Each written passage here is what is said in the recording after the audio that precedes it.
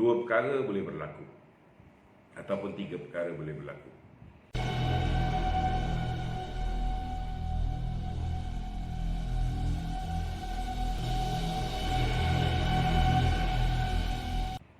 Perkara pertama, ada kemungkinan besar Datuk Seri Najib keputusan dia akan keluar dulu sebelum pemilihan.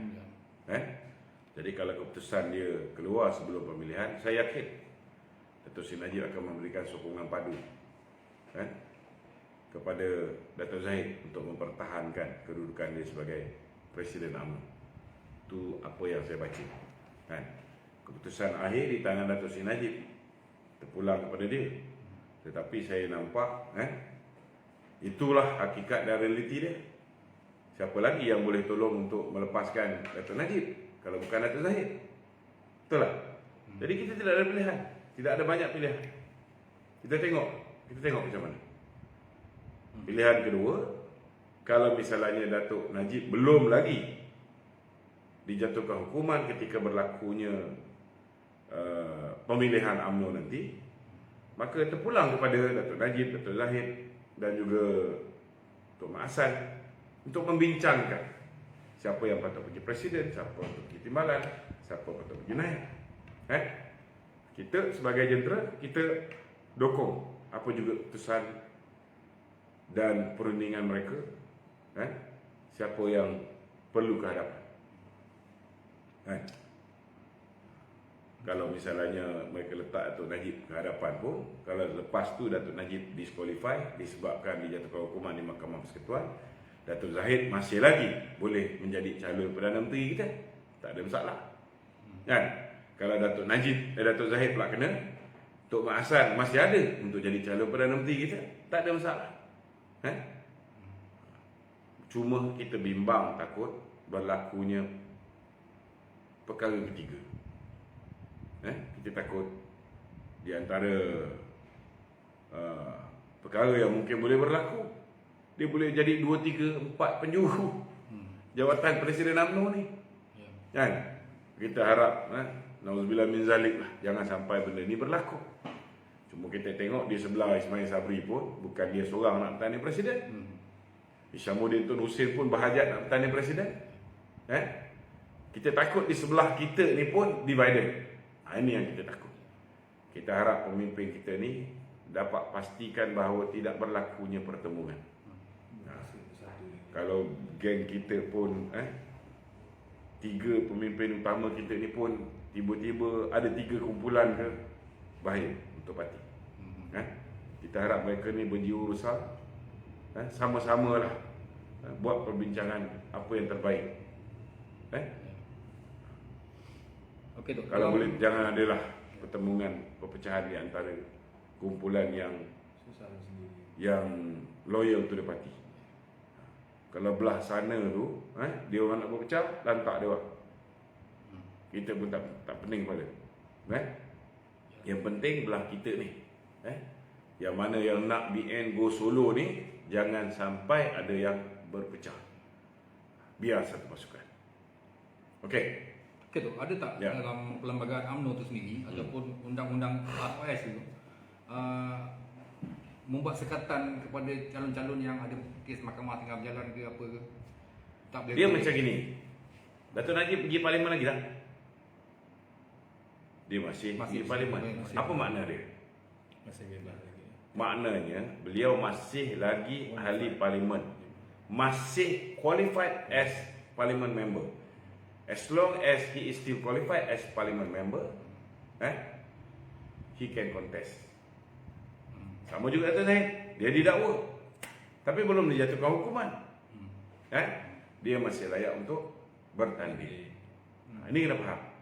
Sebab ketika Dato' Najib kalah di Mahkamah Rayuan pada ketika itu, sepatutnya dia sudah kehilangan kelayakan sebagai ahli parlimen.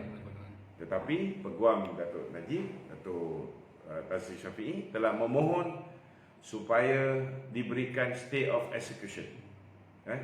Hukuman itu ditangguhkan.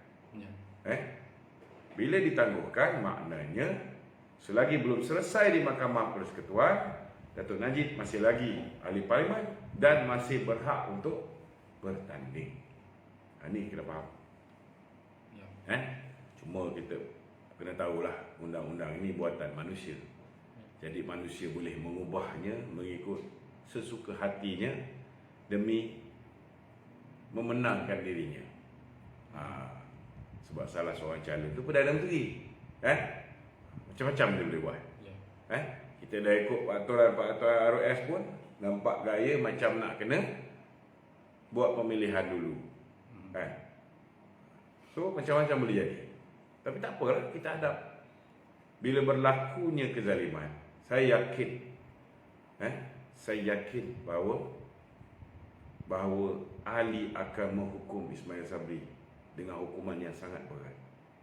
Apatah lagi kalau Datuk Najib dijatuhkan hukuman di Mahkamah Persekutuan dan dimasukkan penjara sebelum pemilihan UMNO, lagilah orang akan marah. Sebab orang tahu dia ada kuasa, dia boleh berikan keadilan kepada kes yang hari ini dah terbongkar penglibatan Azlan.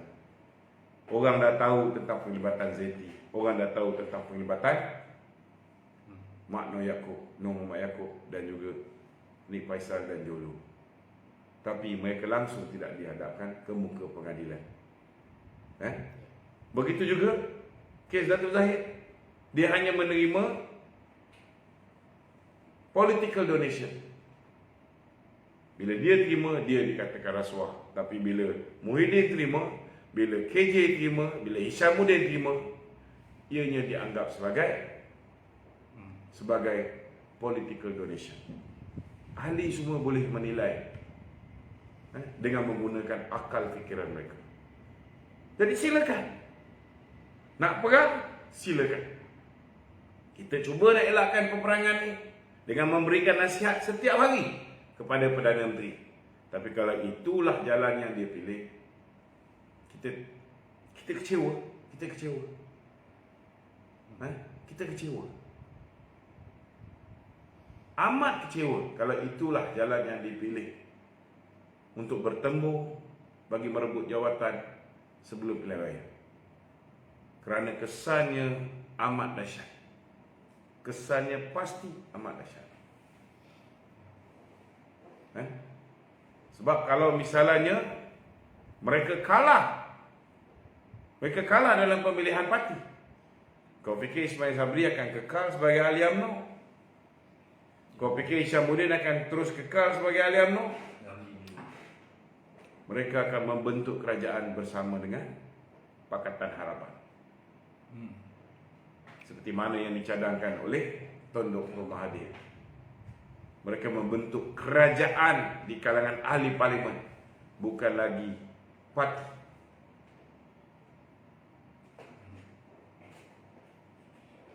Bila dia dah nekat, maknanya dia sudah bersedia. Jadi UMNO kena set minda mereka, kena bersedia menjadi pembangkang yang berkesan. Kita mendapat sokongan rakyat bila kita bersama dengan PAS hingga Februari 2020. Sokongan yang kita terima amat luar biasa. Masa itu kita bukan kerajaan, masa itu kita pembangkang.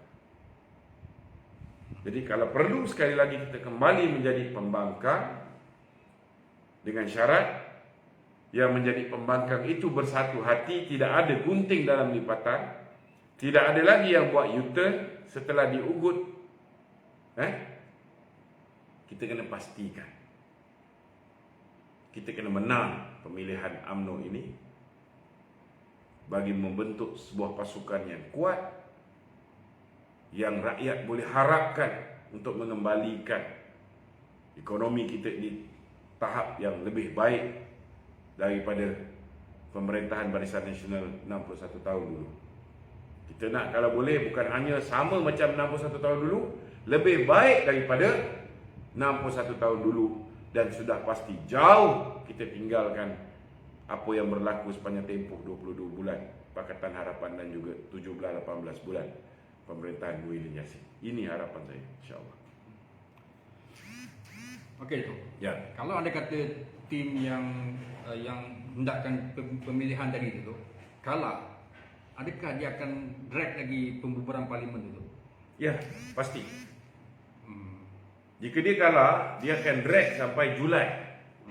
Dan bila Julai itu, keadaan stagflation itu sudah pun berlaku.